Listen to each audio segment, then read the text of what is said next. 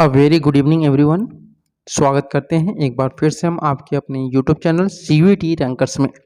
इस सेशन में आप लोगों को बहुत ही इंपॉर्टेंट न्यूज़ अपडेट देने वाला हूं और ये बहुत ही लेटेस्ट न्यूज़ अपडेट है। और इसमें मैं यहाँ पे आप लोगों को एक चीज़ और मेंशन करना चाहता हूं कि जो आप लोग का रिवाइज्ड सिलेबस है इसमें आप लोगों को मैं एकदम लेटेस्ट सिलेबस बताऊंगा और यही आपको सिलेबस अपनी तैयारी करनी है। ठीक है, क्योंकि यहाँ पर जो आपका एनटीए था उसने कुछ चेंजेस किए थे। पहले उसने जो सिलेबस यहाँ पे निकाला था उसके आधार पर उसने क्या किया है कि फिर से नए सिलेबस को यहाँ पे जारी किया गया है। और इसका जो कंफर्मेशन था, मैंने एनटीए के जो आप लोग का हेल्पलाइन नंबर वहाँ पे कॉल किया, लगभग 2 से 3 घंटे वेट करने के बाद उन्होंने रिसीव किया।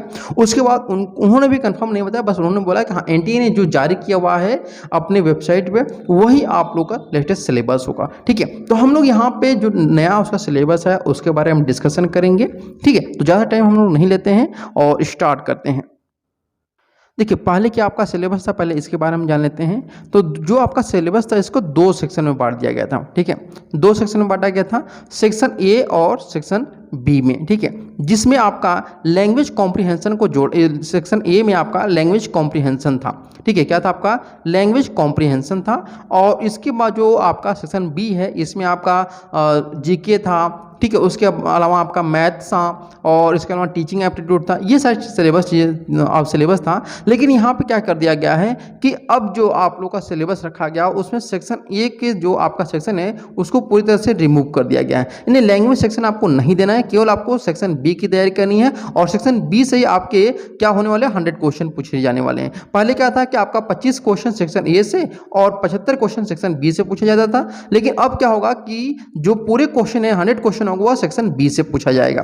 ठीक है, तो ये रहे आपके सिलेबस, जो कि आपका सेक्शन बी का सेम टू सेम, कुछ इसमें चेंजेस नहीं किया। ये आपका सेक्शन बी का सिलेबस था, तो इसमें कोई भी परिवर्तन नहीं किया गया है। सेक्शन ए को रिमूव कर दिया गया है जो कि आपके 25 प्रश्न थे। अब सेक्शन बी ही आपका क्या होगा, संपूर्ण सिलेबस में इसको माना जाएगा। इसमें कोई भी सेक्शन आपका नहीं रखा गया है। जो आप लोगों ने फॉर्म भरा था उसमें आप लोगों को दिया गया होगा कि हम सेक्शन ए में कौन सा मीडियम चूज करना चाहते हैं, तो वह मीडियम था, न कि आपका लैंग्वेज था। तो यहाँ पे सेक्शन ए जो आप लोगों ने भरा उसकी चिंता मत करिए। यहाँ पे जो सिलेबस अब आपका आ चुका है इसके बारे में ध्यान रखिए और इसी पर आप लोग फोकस करिए। ठीक है, अगर फिर भी कोई कंफ्यूजन हो तो आप पूछ सकते हैं। ठीक है, चलिए अब यहाँ बात करते हैं कि सबसे पहले आप लोग को टीचिंग एप्टीट्यूड पढ़ना है, जीके और भी यहाँ पे टॉपिक दे दिया है कि जीके कौन कौन से टॉपिक से रहेगा। स्कूल से रहेगा, एजुकेशन से रहेगा, बुक्स से रहेगा, फिल्म से रहेगा और इंस्टीट्यूट से रहेगा और अवार्ड में। यही जो टॉपिक आपका जीके का है यह आपका PGQP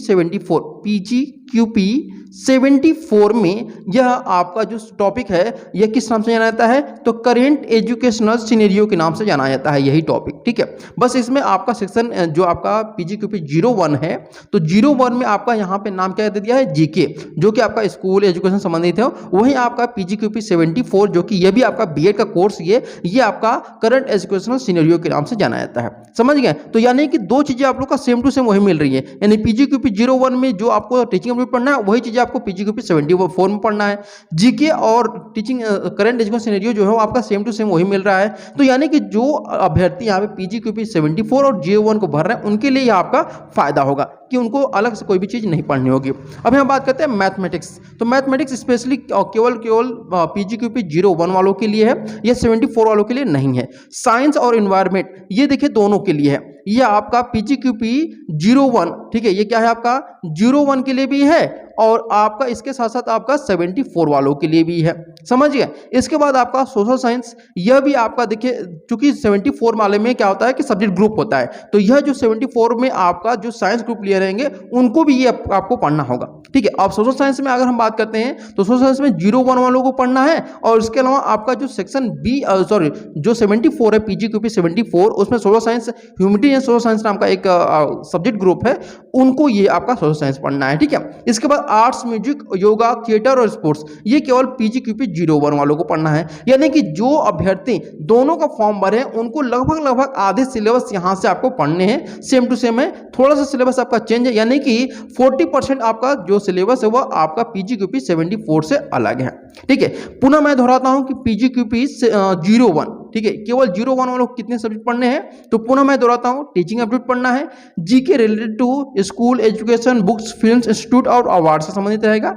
मैथमेटिक्स पढ़ना है आपको, साइंस एंड एनवायरनमेंट पढ़ना है, सोशल साइंस पढ़ना है आपको, आर्ट्स, म्यूजिक, योगा, थिएटर और स्पोर्ट्स पढ़ा जाएगा। और ये सारी जो आपकी तैयारी कराई जाएगी, इसमें सभी सब्जेक्ट की तैयारी कराई जाएगी, केवल एक सब्जेक्ट की तैयारी नहीं कराई जाएगी, वो रहेगी आपकी मैथमेटिक्स, क्योंकि ये कैलकुलेशन वाला होगा तो ये यूट्यूब पर पॉसिबल नहीं है। तो ये जो भी आपके 5 सब्जेक्ट बचे हुए हैं, teaching aptitude, GK, social science, environment, social आपका science, arts, music, yoga, theatre, sports, इन सभी की तैयारी आपके अपने यूट्यूब चैनल CUET रैंकर्स पर शुरू करा जाएगी मंडे से। ध्यान रखिएगा, मंडे से आप लोग की तैयारी को शुरू कर दिया जाएगा CUET रैंकर्स पे। तो आप सभी लोग इससे जुड़े रहें और इस चैनल को जरूर आप लोग शेयर करिए ताकि ज़्यादा से ज़्यादा लोग इससे जुड़ सकें। उम्मीद करते हैं आप लोगों को सिलेबस समझ में आ चुका। अगर फिर भी कोई काम आप लोगों को समझ में नहीं आया तो आप लोग कमेंट करके इसको पूछ भी सकते हैं। तो चलिए आज अपने सेशन को यहीं पे समाप्त करते हैं। तब तक के लिए धन्यवाद। Thank you so much for watching this video.